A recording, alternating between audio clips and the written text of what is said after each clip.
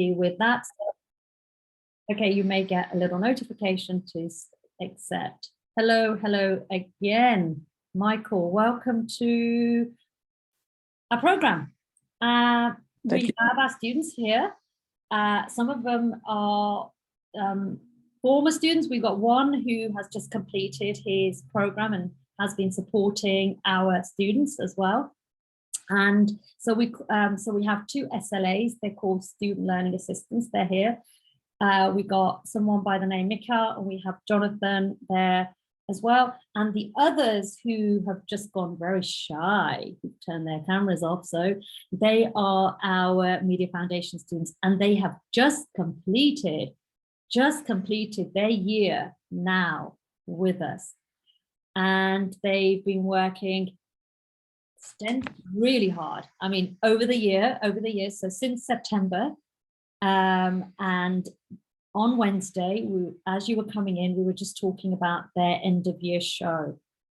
So they had this show on campus where they showcased their work. Okay, and now today's the final lesson and final session before we draw to a close. So we're honored to have you here with us. Okay, so just a bit of heads up for all of you. Some of you know, some of you may perhaps need reminding. I'm also a performance coach, so I see you in my part-time capacity, and I also work as a coach and as a trainer. And I met with Michael some weeks ago through Instagram. And I was intrigued. I was blown away by your story, and incredible. You really moved me, and I was touched. I was deeply touched. So I decided it would be a great space to invite you along to share your story with our students here. And they are students going on to different programs, so different degrees. So they stay with me for the year. And they're not quite there yet because they're still waiting for their results. So they've finished most of them. I've got about 80% have submitted everything, and they're about to start their degrees. So there's a mixture of degrees that they go on to. So we've got gaming, we've got visual effects, we've got PR and branding, we've got creative writing and journalism, we've got film. Have I missed anything? I don't think so. Right, I don't think I have. So those are some of the degrees. Okay, so Michael, over to you, and then if you're okay with that, if we've got 45 minutes of your time, that would be that would be fantastic for us. And thank you for coming so early. I know it's really early, but over to you, and I'll just mute myself. Say a little bit. It's fine. Okay. My name is Michal Humel. I was born in New York in 1978. I was diagnosed with spina bifida, which is a spinal cord injury. My back wasn't fully formed. My spine was exposed, and damage was done to the nerves. The doctor who examined me told my mother that I would probably never walk, talk, feed myself, dress myself, and I should probably be institutionalized. Thankfully, my parents didn't give up on me, and they are the basis of my gratitude. They are the reason that I've been able to have the life I've had. When I was 10, I started participating in what was called the New York State Games. I've won 57 medals, 42 of them are gold. I flew from America to Ireland in 1997. I was chosen to be on what was called the Irish youth team. I won four medals. 3 of them were gold, 1 of them were silver, and we toured around Dublin for 2 weeks, going to different historical castles and zoos, and we met the ambassador from Ireland to America, who was Jean Kennedy Smith, John Kennedy's sister, which was amazing to me because I'm a big history buff. So I was in her living room looking at pictures that I've seen in books, which just blew me away. I've been married. I've owned a home. So to me, I've overcome everything that the doctor said to my mother about me. It's just a matter of me overcoming my own limiting beliefs now at this point. And that's really all it. Do you have any questions? Or do you want me to go into anything else?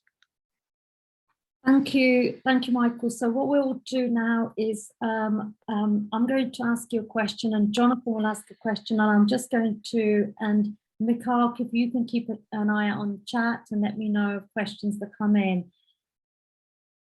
First of all, Michael, thank you so very much for sharing that with us, and how remarkable. First, let's all, I just want to say thank you for sharing, and what an achievement, incredible. Gold medals plus traveling to Ireland and all those challenges that, that your parents were there for you, and they seem like they are the rock, aren't they, for you? Can I ask you, so I'm going to ask you a question about some of those challenges. What are the things that you say to yourself? So the conversation you have with yourself to overcome those challenges. Can you perhaps share an example with us? To overcome them?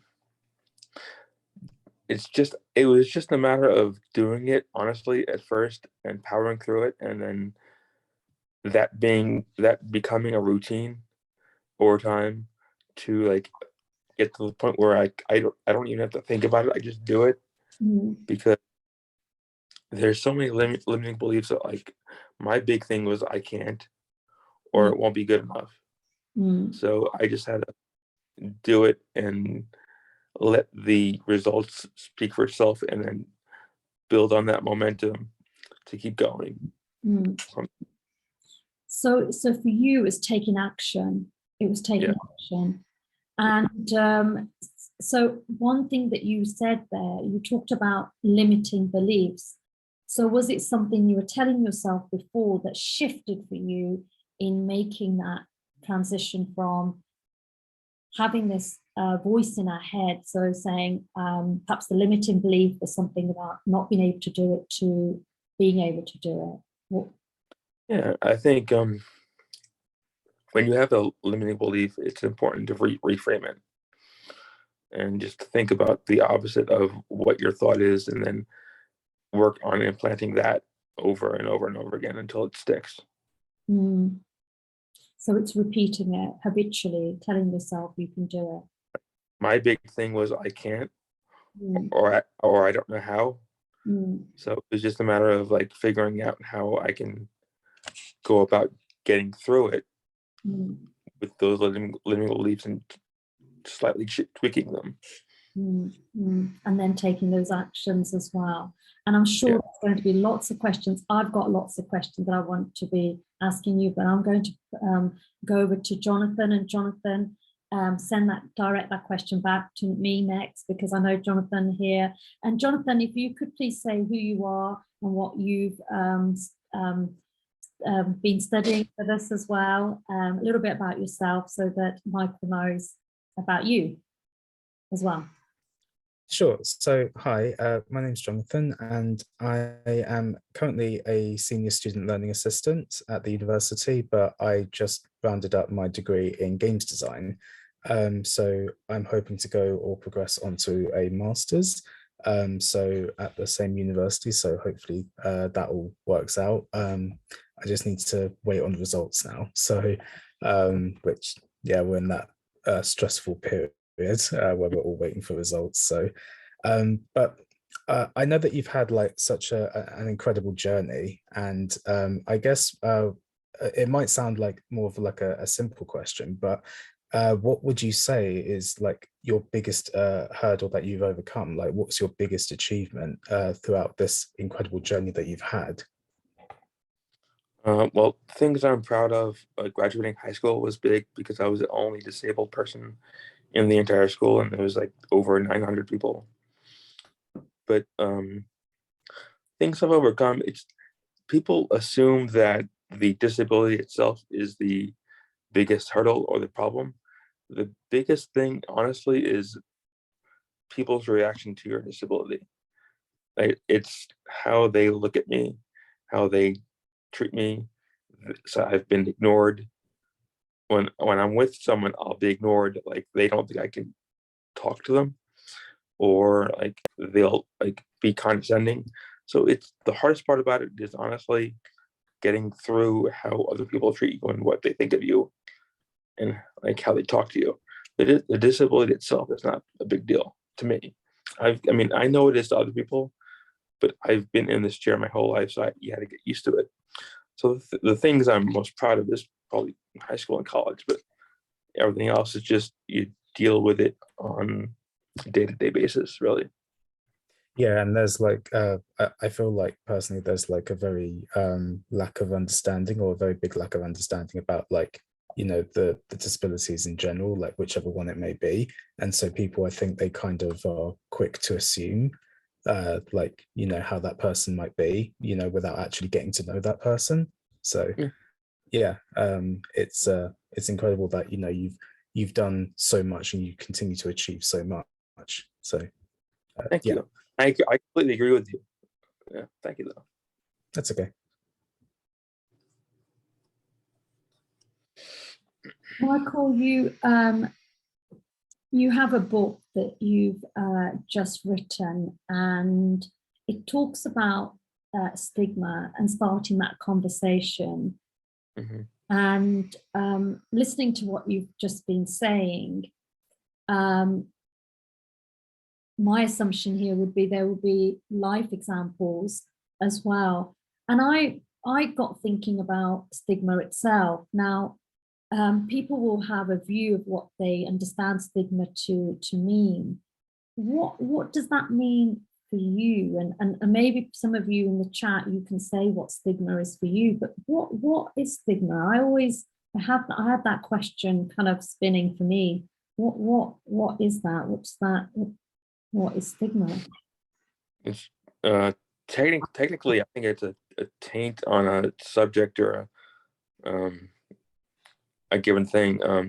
It's just, to me, it's how you look at it in a bad light, and wanting to change that. Just it's just how you perceive a given situation or type of people.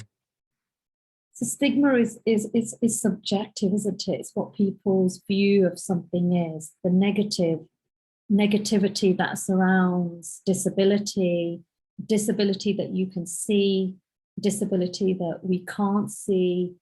There's a lot there that you mentioned about how people see you. How do you cope with that? How do you cope with that, like people's view, people looking at you in that way when you, like you said, you're the only person that graduated. You know, we've got students here today who are about to start their degree. We've got two who are already on their degree. In fact, Jonathan's just completed, and he was a former foundation program student, so he is now going on to master. So for them, it's these stepping stones, taking one thing. What can we do? I mean, in those situations, those, you know, people see, because we're so impacted by others, aren't we? You know, what do we do in those situations? What do we do? What?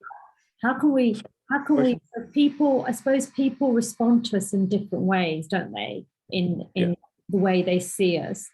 And that is huge. I mean, you know, the other day, people here, you know, the students here, they will have had everybody applauding their work. You know, there was that whole, you know, there was a whole kind of buzz. And when people are not being treated well, that can be so hard. What can we do? Well, how do we respond? Because that's all we can do, can't we? Well, I'm introverted and I like being by myself. So one way I deal with how people treat me is staying in my apartment a lot. Like I like isolation. I like being alone. I mean, it's me and my wife, but it's like I like not a lot of people being around, and that's partially because of I don't want to be treated differently. So it was a matter of just staying home. So it's impacted your life in that way. So the going out and the way people see you has actually meant that you go out less because of the way people view you. Is that this? Yes. Okay. And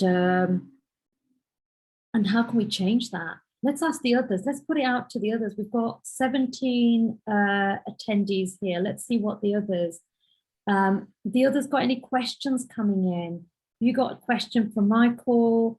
You're all going to different programs. We've got a little bit, they want to find out about the book, because this week we can go quite deep into this, and I'm also mindful of how, if I'm further probing this, I'd like to know what you would like to ask, given that it's also, you know, it's an experience for you to find out about some of the things. Perhaps even some of you in this session today have seen perhaps people's response to the way others are treating, you know, people's response to disabled people, or you have someone in your family who's disabled, and you've been taking care of them. And we have had examples of people, they're not with us today, but we've got examples of that certainly as well. And it can be, you know, and let me see what people are saying in the chat. I'm just going to double check.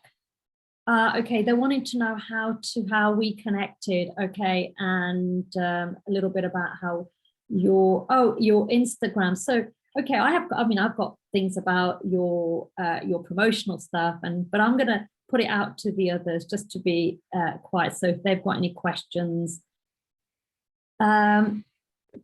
Michal, let me just ask him, do you have a question for Michael here? Do you want to say who you are and what you study? Yeah, hi, I'm Michael. I studied Media Foundation last year, so I'm a fresh completed student. I study visual effects now, and I've been really enjoying it. I would say that I am someone that has dyslexia, and I do kind of go with it every day. So I don't want to say I can relate, but in one way or another I do, because I had this special treatment kind of in primary and secondary school, which I always hated. Yeah, I never wanted it, you know, people were just forcing it to, me to have, and I kind of got to where I am on my own. I completely agree. I don't like the special treatment, and it's kind of condescending, and it gets to be too much. It's you just don't want it, but you know, you just have to go with it. Yeah, basically, yeah. You just have to deal with it. I mean, the way I deal with it is I get it, and I try to educate the person who's giving it to me to let them know how I actually want them to treat disabled people or talk towards disabled people in the future. It's good to know.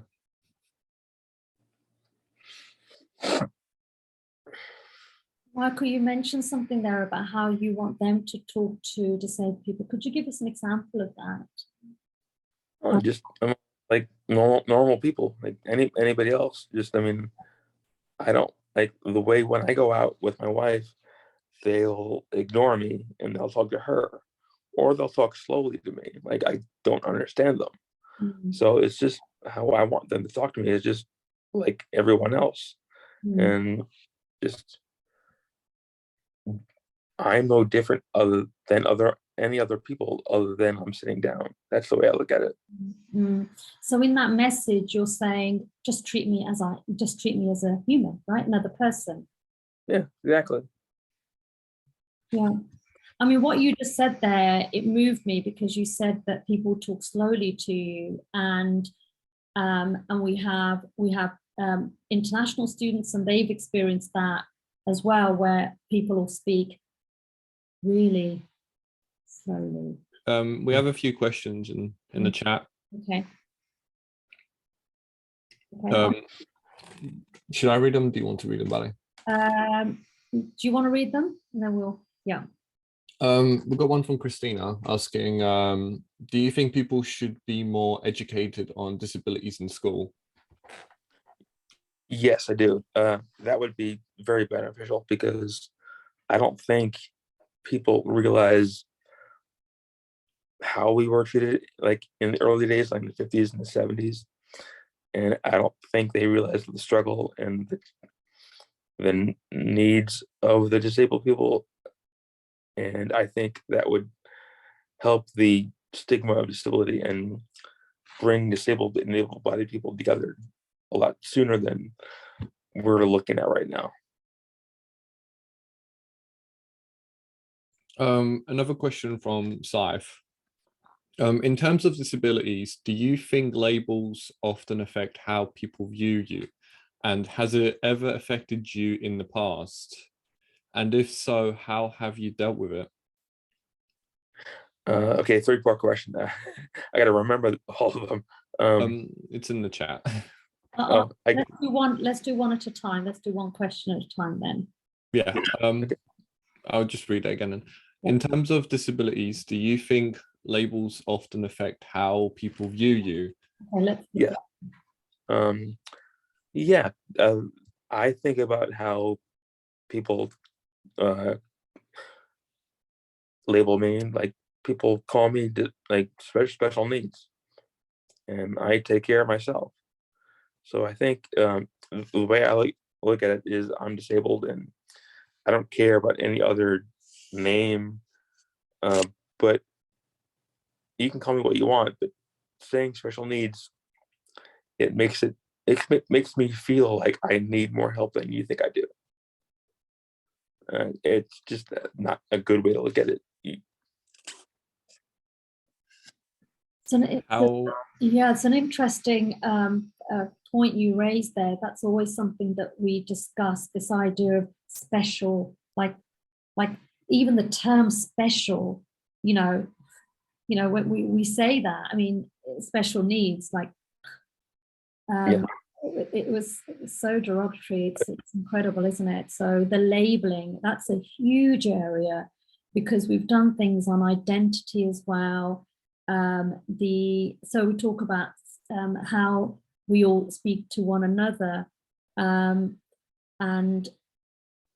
yeah, those labels are, I'm sure everybody here can and will have some form of experience of being labeled in some way, and this opens up that question of how do we discuss sort of the question then, because then when we talk about, so here, thank you, Michael, you shared sort of dyslexia, and sometimes we have that question, even for us as people, as a coach myself, people would openly tell me, because in that coaching conversation, people are open about, and we can have honest conversations.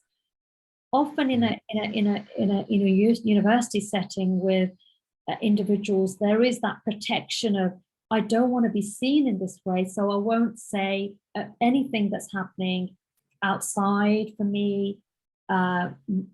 Some perhaps disability I might have, perhaps some things that we can't see. So these open conversations. So what Christina raised there is those labels. And we talk about having open conversations, and more open conversations, the more we understand the challenges and our own behavior and the way we are interacting with each other, certainly as well. I'm going to go on to the next question, and hopefully there are not too many things. And yeah, Michael. Well, we don't have any more questions. It's just answering. Okay. So the second part of that question about the labeling, what was the next thing after that? Following on Ive's question. How do you deal with these labels? Okay. So how do we so how do we deal with these labels was the one there.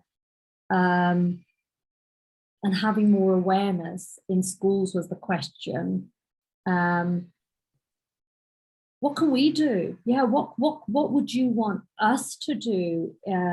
So I'm just going to put it out to the students, Michael. What can we, as in professionals, like a professional coach and a professional trainer and a program leader, what can we do to make it have these open conversations with you, perhaps? Because there are certainly in our group here, there are things that people haven't or are openly talking about it. You know, so I'm just going to see if anyone else has put anything in the chat here. So yeah, I've got a point that's come out from, oh look, Ray said something as well. Thanks, Ray. And Ray, and you shared this with me the other day when we were sat eating together. I don't like to be treated special either. And Ray shared that he has diabetes 1 and you want to be treated normal. So, you know, having that open kind of that conversation. And Sives mentioned, I can relate to people speaking to me slowly as well. I was in a shop one time buying clothes for myself, and the assistant spoke slowly to me as I appeared to them as someone who's not capable of understanding. I was 23 at the time. Sive, do you want to say what happened there? Maybe I can get Sive on. And who you are and yes, what you're studying, that would be great. Tell Michael who you are and what you're studying. Sorry, one sec, I'm just fixing my microphone. Okay.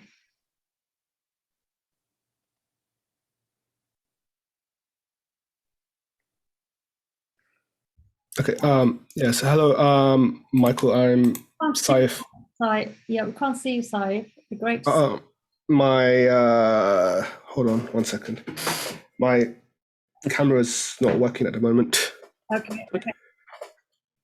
Okay, so hi, my name is Saif, and I'm studying Media Foundation at the moment, and I'm going on to game design next year. And so what happened to me was, I think this was back in 2018, I think. I was shopping for clothes for myself. I think I was getting a shirt or like nice trousers for a formal get together. And I think because of the way I asked an assistant for help, and because I have a condition in my leg as well, I walk a bit weird compared to other people. I think the person thought I was on some sort of, I think, I'm not sure what they thought, but I think they just assumed that I was less capable of understanding someone because, you know, it was, as you can tell, I speak a bit slower, but so they sort of, I think, started speaking slower, I think, because they thought I was less capable of understanding, and they sort of put a childish voice on. I'm not sure if you like can relate to that. They raised their voice a bit, like as if they're talking to a little child or a dog or something, and I think I felt a bit patronized when that happened. I get it. Yeah, I get it completely. People have done that to me too. And thank you for sharing your story. You're welcome. It's just the way I deal with it is just telling them how they made me feel and talking to them about how maybe they should treat disabled people in the future, because education is, I believe, an important part of breaking that stigma and bringing disabled and able-bodied people together and letting them know what we need.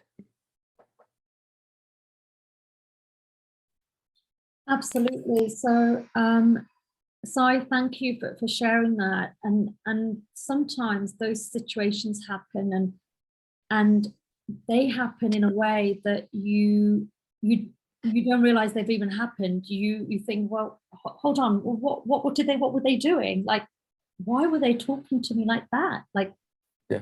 And of course, if someone else is in line, it's not a time to have that conversation, because you're also mindful of, like, someone else is going to be served, and that story, that sort of experience would have been replayed for Scythe, and that experience and that moment of that feeling of, like, how dare they, like, treat me in that way as well. Can we, if we may, can we talk about your book? Yeah, sure. I'm writing a book called Bridge the Gap, Start a Conversation to End the Stigma. It's about breaking the stigma of ableism, and I want to educate able-bodied people on how to talk to us, interact with us. I want to bring disabled and able-bodied people together, and just have it so that people can have a conversation without the thought of disability being in the back of their minds.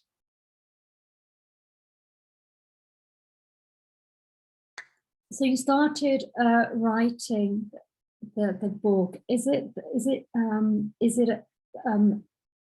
providing examples from your own experience? Is it drawing on experience? There's a few stories from my own experience in there, yes. And do you include some conversations as well in there? Yeah, I have a show on Instagram I do called Empowering Discussions with a Disabled Man, and I put excerpts from that show in the book. Like every guest, I have excerpts of every guest in the book, like the best conversations. So you're using some of those in that. So for some of the writers here as well, what are some of the challenges in writing a book for you, would you say? You've got a lot of experience that you're drawing on from examples that you're using and speaking to others.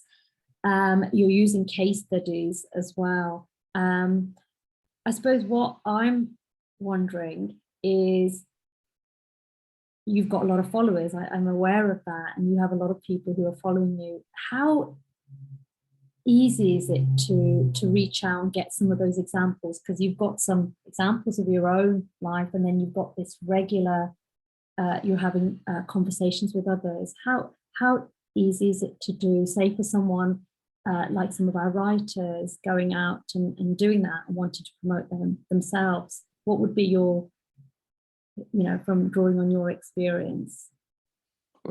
Just talking to people, engaging. That's the basis of why I'm writing the book, is starting conversation. Like, engage with these people, learn something, teach them something. You'll be better off for it. It'll move you and them forward. Mm. So it's yeah. So I love the title. By the way, I love the title, and I shared the title with the others via Discord. So I don't know if you all saw that, everyone. If you saw the book. So Jonathan, do you want to just put the book? In fact, we can do that. We can do that via Discord. But I shared the screen. I captured that and I shared it via Discord. So what we tend to do is we chat via Discord, Michael. And okay.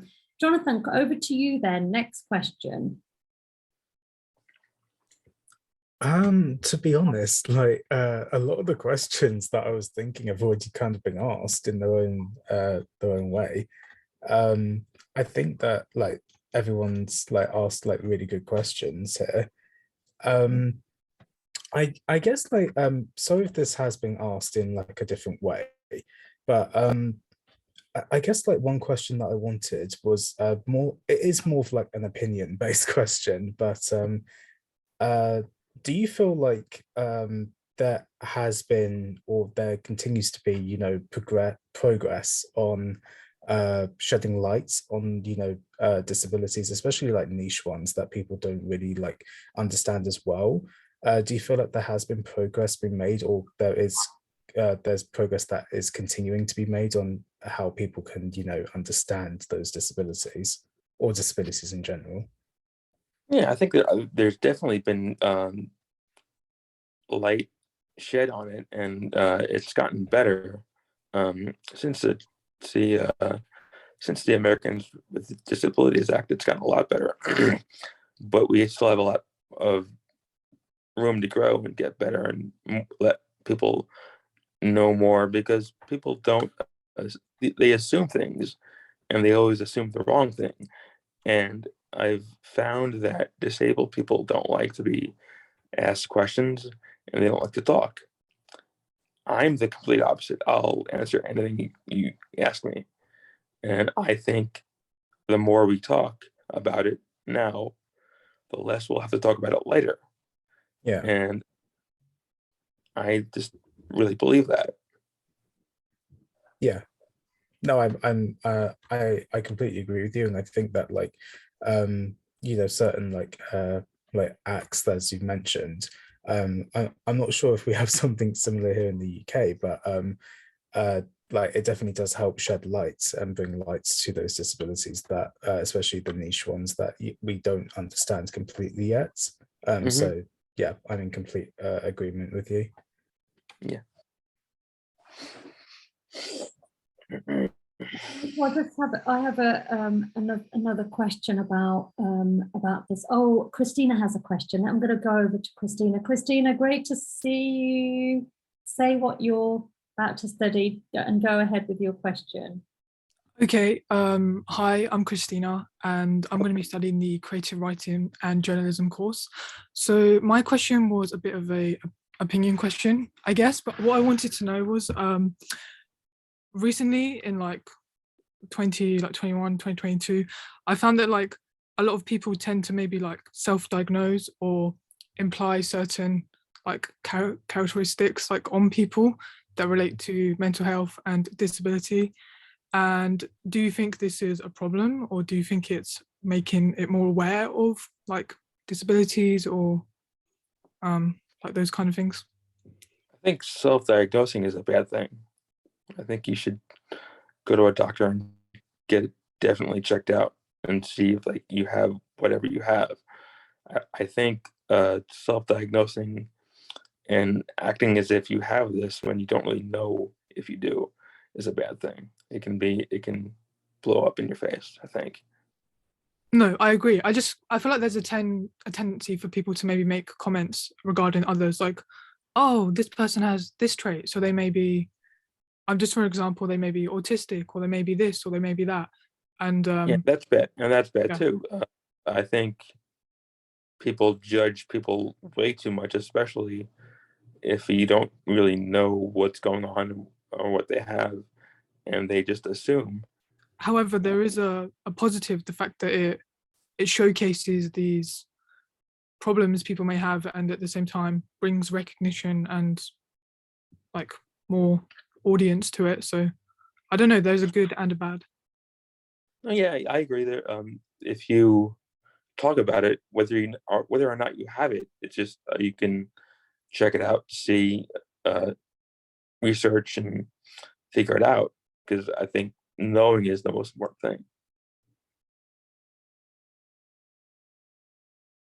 It's a really, that opens up the question here when when, for example, Michael, when students arrive at the university and they can declare if there is a disability, for example.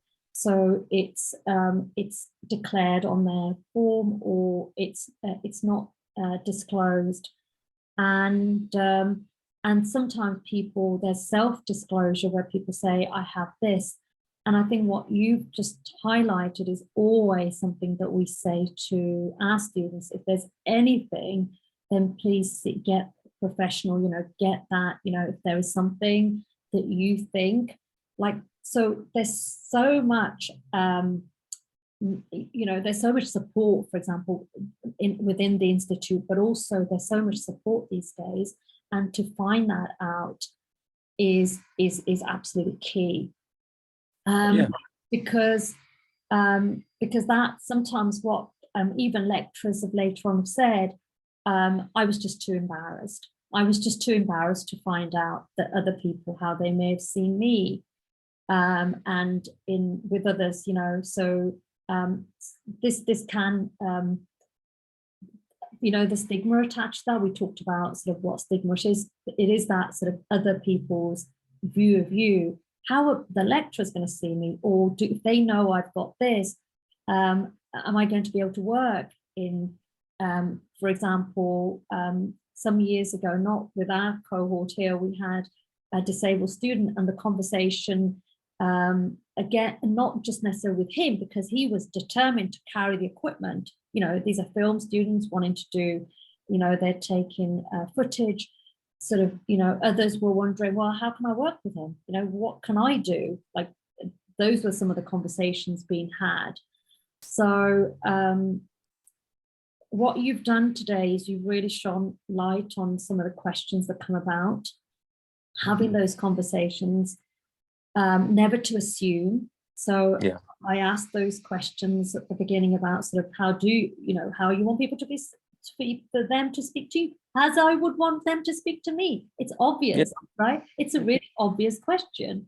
And and those are just the most simple questions, but it's almost like, well, of course I do. Why wouldn't I want others to treat me exactly how you might treat the other person over there? It's about raising the awareness, and you know, and often these questions that come about for individuals. What would you say to someone here that is listening to you and is going through their own really, really hard challenges at the moment? What would be your, you know, what would be your thing that you would say to them?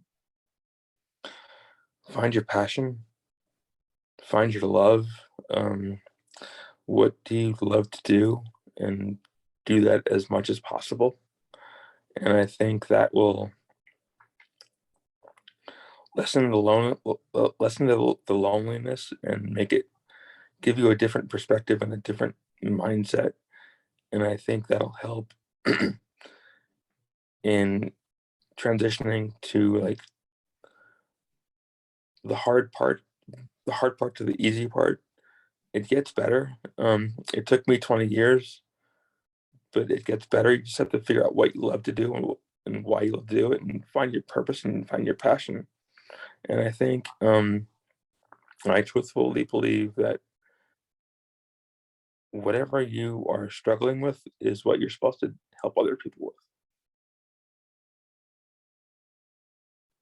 Wow. Yeah, absolutely. Absolutely. So some of those struggles, that's going to be what you'll be helping others, and they will be learning from that as well. So the experiences, and I love that, because that's exactly what everyone here is about to do, is they're about to go on and do something that they're deeply passionate about.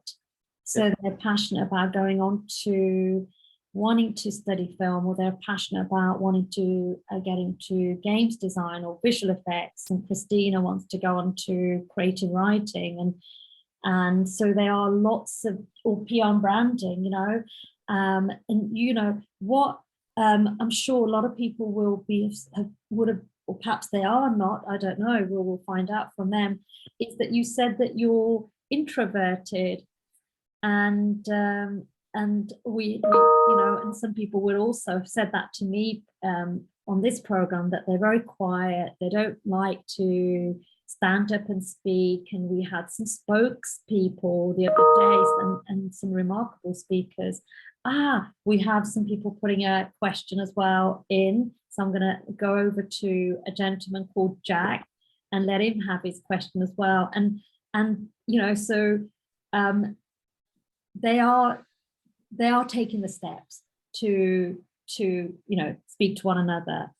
So it was remarkable. Everyone, I'm just going to pass the mic over to Jack, because Jack's got a question, and then I'll come over back to you, Michael, because I'm also mindful I want to make sure they get their questions in. Okay, Jack? I thought I'd put my camera on because you haven't seen any of us lovely English students. So I'll show you one of us. My question was earlier on in the talks when you were introducing yourself, you sort of spoke a bit about some of your athletic achievements. And I had a brief look at kind of your history. And obviously that's a huge part of who you are. My question was, have you always wanted to do that? Was that something you always wanted to do from very young? And if so, it might sound like a really obvious question, but why did you want to do that? Honestly, I didn't want to do it specifically. When I was a kid, my parents were very overprotective, so they didn't. My mother especially didn't want me to do anything that was going to be hurting me. But I found out about the New York State Games for the physically challenged when I was like 10 years old, and I was like, I have to do it. I have to do it. And I kept bugging her about it. So we went. I did wheelchair races, and I loved it. I fell in love with it. It was just awesome. I fell in love with the action of it, the race, the competition. I loved it, and I went for 9 years, and that turned into playing basketball. And I just love the team sport and camaraderie and getting together. And in the games for the physically challenged and the basketball, they were the first 2 times when I felt like I belonged somewhere, because I felt like I saw people that were similar to me. So that's why I was like, I have to be here. That's really a good answer. Thank you. Is there any lessons that you kind of took from that, and then you've taken it to the rest of your life as well? Life's a team sport. You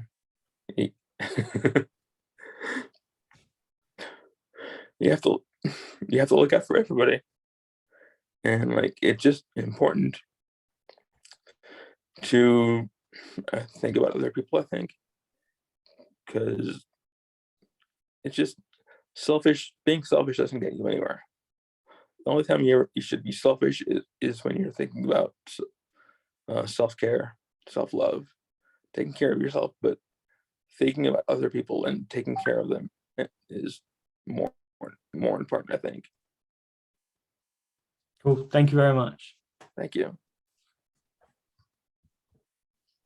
Thank you so much, Michael. And the question there, Jack, about the basketball having that teamwork. And we saw some brilliant teamwork the other day when everybody came together, and it was their show. It was everybody united, everybody there. And when you talk about basketball, my favorite coach is Phil Jackson. Yeah, he was good. Yeah. He's brilliant, right? So he's absolutely like the coach, and an amazing writer as well himself. Do you continue with basketball? Are you doing this still? I haven't done it in a while. I do go every once in a while to practice, but I haven't done it as much as I used to do. That's for sure. I still love it. I still enjoy it. So I love it, and you love the sort of, like you said, what really I felt there was the idea of helping others. And what really stands out for me is how much you're helping others and serving others in this, by writing and drawing on examples of how they are coping with their disability, but also you're drawing on your own experience and sharing that with the world. And how can people link with you, Michael? I'm on Facebook at Wheels and Warriors. I'm on Instagram, also on Wheels and Warriors. It's Wheels_and_Warriors. And I also have my blog, which is wheelsandwarriors.com. So you can find me there, anywhere, and message me, and ask me any questions and I'll answer them. Fantastic. And Michael, I'm really excited about getting your book. And once it's ready, and it's you know, wish you all the best with that. When's your launch date? Do you have a launch date? It's probably it's in September, but I'm probably gonna move it up. So it's I'm going probably gonna be moving up sooner, but I'm not sure when though. But the 10th date is in September. in September. Okay. Do you think it'll be there for my birthday, September the 18th? Oh, okay, yeah, it'll be there. With her. Okay, brilliant. Okay, so can't wait to read it. Thank you so much, Michael. We'll continue chatting, and I'll DM you. Everyone, thank you so much to all those questions. Questions? Do you have any questions for us, Michael? And let me see if there are any other questions that have come in. We haven't got any other questions. Do you have any other questions? Musa, I think before Michael goes, do you want to say a little bit about your, I did mention the Batman movie and it won an award on Wednesday. Musa, are you happy just to say a little bit about your Batman, legacy of Batman before Michael goes? Because, you know, he's come in, especially, it's really early. And we didn't ask you exactly where you're dialing in from today. I'm in Las Vegas. See, there you go, guys. So, and what time is it there? Hold on. It is 6:13. 6:13, and you've been ready since 5:30 to chat to us this morning. Yes. So thank you so much. Should we find out a little bit about Musa? Musa, should we? I mean, what you can do as well, if you're feeling very shy, you can add, you can put your Batman movie in. You can DM Michael with your clip of the film that you created. But before he goes, would you like to say a little bit about your inspiration, Musa, for Batman? Yeah, well, so I'm not sure exactly, but my inspiration for it, well, growing up, I've faced a lot of, like, I know it sounds a little silly, but like, just growing up, I've faced a lot of personal issues, and like Batman, like, I've always looked up to him, like, even though he's a fictional character, like his ideologies and stuff, like, they still like motivate me still, like, in a lot of ways in life. I feel like everyone can look up to him. So I also really enjoy like superhero movies in general. So I wanted to like give it a shot, make my own like superhero movie, even though I had like, I'm not like a big Hollywood studio or anything like that, but I still like gave it a shot. Yeah, so that's why. That's awesome. That sounds really cool. And, it's not silly at all. And Batman's my favorite superhero. I totally get it. I wanted to be him. Yeah, same. Absolutely. So, Musa, you can share your link with Michael. It's a great movie, Legacy of Batman, and the Michael. I'm looking forward to it. Yeah. Yeah, absolutely, and great work, everybody here as well. And Michael. Yes. Oh wait, my mic's not on. I just realized. Do you want to put your camera on? Say what you're studying? Michael. Yes. My name is Jabex Jabs.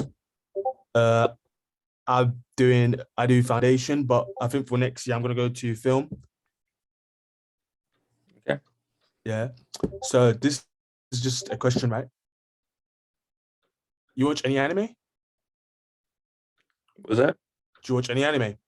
Just in general, just a question, really. Like, do Okay. you do anything in your free time, like watch anime or whatever? Oh, do I watch anime? No, I don't. I've never seen anime. Is it? That's a shame. So, what do you do in your free time then? Just wondering. Writing, playing basketball, working out, creating videos. That's really it. Oh, fair enough. Yeah. So you know when you just question when you have an idea, right? Yeah. Let's just say you wanted to expand on it. Just really expand, but you're hitting a brick wall. Yeah. Okay. What would you do to get the inspiration? So Well, you have I like think- some juice, you know what to do. Because that's just me most time when I think of a new idea. I think people are different. So it depends on each person what they do. Things that inspire me are music and theater. So that gets me going. But like I said, people are different. Things are different. So you have to find. I think you have to find what inspires you to think differently, so that you can break through that writer's block. Yeah, writer's block. That's what it's called. Yeah. I'm thinking what else to ask you, but everyone's pretty much giving you the best question. I don't know what else I could say. You can ask me whatever you want.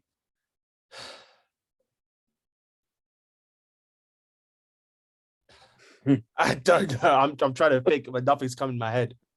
You don't have anything. It's okay. Yeah, I have nothing to say. What I can say is thank you for coming to talk with us. And yeah, Of course. Anytime. yeah, that's it for me. I tried to think of something to say, but I couldn't. I'm sorry. I let the side down. Travis, you've done really well. First of all, coming on and asking that question is really greatly appreciated, and thank you so much. We won't share your singing from Wednesday. My singing was amazing. Well, the first half, the second half, nah. I like that you use the camera because Yeah, showing you off. Pardon? yeah, I like that you used your camera, showed yourself off. You absolutely. like that? That's cool too. But it's fantastic. I saw a big smile when he saw the background there, so I know that was great, Travis. Thank you so much. First of all of you for asking your questions, and some of those, some of the experiences that you will have had, some of the challenges certainly that you're going to be having. And before Michael came on, I was just mentioning that each of us are going through different stages. Some of us are now going on to the next step, whereas Jonathan and I have been talking about the next step, finding work. So, amazing to have Michael here with us today. Really appreciate it, Michael. And there was lots of discussion from the students, from everybody, in fact, wanting to know some of the challenges there as well. That and thank you for sharing with the world what's the experiences and opening our minds to some of those. Some of the things that we don't want to see. We walk around, we walk in our so just getting lots of pings as my emails, beg your pardon. But some of the things that we just are thinking that, oh, if we don't look at it, it will just go away, but let's have those conversations, let's talk about it. And the more we do that, opens our minds to learning. And we were talking about that life is about learning, and we learn from each other. So thank you so very much. And I'll speak with you and everybody else stay on, because I want to talk to you about what's happening next. And thank you for coming to our final session. And it's my last time with the students as well. Before they go off onto their degrees, they'll be waiting for their results. And the conversations will continue with Michael, and of course the conversations with us will always continue, because we're friends for life. This is it. I've told them, as soon as they come and they meet me, we are friends for life, right? So this is it. That's what I would say to them, that and that's what I want for them to hold on to those. And one thing you said about being there for other people, seeing more than just yourself, being there for others is amazing. And thank you for sharing those, and continue doing so via those conversations that you have. Thank you. Thank you. Appreciate it. Yeah. Thank you. all the students for the questions. I appreciate that. Thank you. And I'll share the recording and if, you know, if the students are happy, they want to reach out to you, then and please do reach out to Michael. And your instant, yes, somebody did share, I think Jonathan shared your so your details for the others as well. Thank you. That's great. Well, enjoy the rest of your day. It's nice and early, and thank you for waking up so early for us on this Friday, the 20th.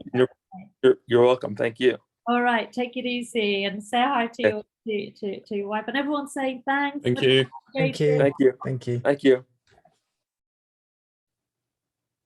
Okay. Thanks. Thank you.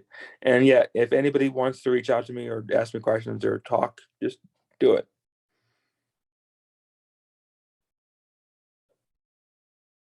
Great. Thank you, Michael. Thank you. Bye now. Bye. Bye. Bye-bye. Take Bye. care. Bye. Bye. Okay, everyone. So back to our. Bally, you muted yourself. You muted yourself. Yeah, I was okay. So, okay, shall we have just a 2-minute break? Anyone wanting a break? And then I'll just go on to. I just need to double check whether we've got someone from the progression team joining us, and pop any questions about what happens next. So we'll give everybody a 2-minute break, and then you can give me feedback or questions that you may have. But thank you so much for amazing questions, by the way.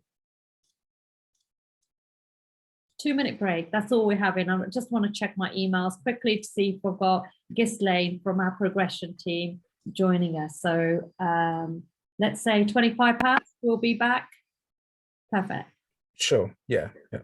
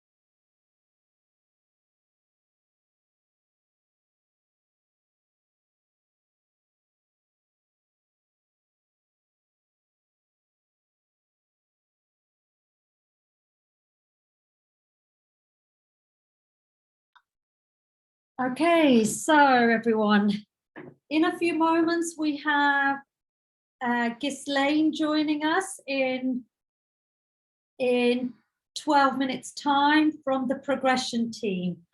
So